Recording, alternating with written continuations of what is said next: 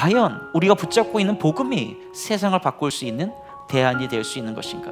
예수가 세상에 소망을 줄 수 있는 것인가? 오늘 본문에 나오는 삭개오의 이야기를 보면 우리가 예수님으로 말미암는 생명의 복음을 가지고 세상을 변화시킬 수 있음을 확인할 수가 있어요. 삭개오는 여리고에서 세리장으로 있던 사람입니다. 우리나라로 따지자면 친일파 같다라는 거죠. 인생의 유일한 행복이 뭐냐? 돈 버는 거였어요. 그리고 그 돈으로 세리장의 권력을 유지하는 거죠. 그런데 예수님이 그 동네를 지나간다고 하자 삭개오도 하던 일을 다 멈춰두고 예수님을 만나기 위해 거리로 달려나갔다라는 거죠. 세상에는 삭개오처럼 메울 수 없는 영적인 빈곤함을 가지고 살아가는 사람들이 많이 있다라는 것입니다. 더 나은 것이 있을 텐데, 돈보다 명예보다 더 의미 있는 게 있을 텐데 그것이 무엇일까? 라고 생각하는 어떤 갈증이 여러분 누구에게나 있다라는 거죠. 예수님이 삭개오를 모르고 지나가실 리가 없어요. 예수님이 그런 삭개오에게 찾아가셔서 이야기하시는 거죠. 삭개오야, 내려오너라. 내가 오늘 너희 집에 머물 것이다. 삭개오가 너무나 마음이 기쁜 나머지 여러분이 잘 알고 있는 대로 예수님을 모시고 자기 집으로 돌아갔습니다.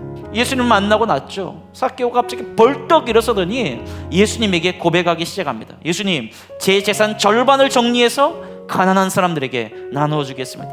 더 나아가서 또 이런 이야기를 하죠. 제가 세리로서 속여서 빼앗고 손해를 끼친 사람이 있다면 장부를 다 확인해 가지고 4배로 갚겠습니다. 바로 이 시점에서 우리는 본문이 주는 두 번째 메시지를 발견하게 됩니다. 변화는 예수를 만나는 것으로 시작한다는 겁니다. 이러한 삭개오의 변화는 여러분 크게 두 가지 변화예요. 첫 번째는 어떤 변화냐? 삭개오에게 돈보다 더 중요한 게 생기게 되었다라는 겁니다. 정말 예수님을 만난 사람은 돈보다 더 사랑하는 주님이 생겼기 때문에 그 주님이 명령하시는 것이라면 그 주님 앞에 그 일을 마침내 헌신하게 되는 거죠. 이것이 복음의 능력입니다. 두 번째, 죄에 대한 자책과 회개가 삭개오 안에 일어났어요. 그래서 실제적인 행동의 변화가 일어났어요. 그래서 삭개오는 예수님과의 약속을 행동에 옮겨가기 시작하는 거죠. 재산의 반을 정리해서 여러분 반을 나누고는 그 동네에 빈민촌을 찾아다니는 겁니다. 가난한 사람들을 구제하기 시작하는 거죠. 그러면서 이야기하는 거죠.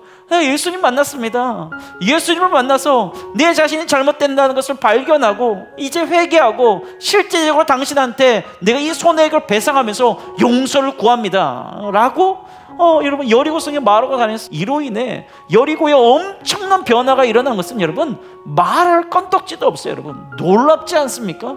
여러분 복음의 능력이 바로 이것입니다. 예수로 말미암아 세상이 변하는 거예요. 세상을 바꾸는 대안이 다른 게 아니라는 거예요. 여러분 바라고 기대하기는 이 예수를 붙잡고 이 예수 안에서 변화되는 여러분의 인생과 여러분의 가정과 우리 교회를 통하여서 하나님 이 진영 땅을 뒤집어 엎고 하만을 뒤집어 엎는 모든 믿음의 백성들 되시기를 주님의 이름으로 축원합니다.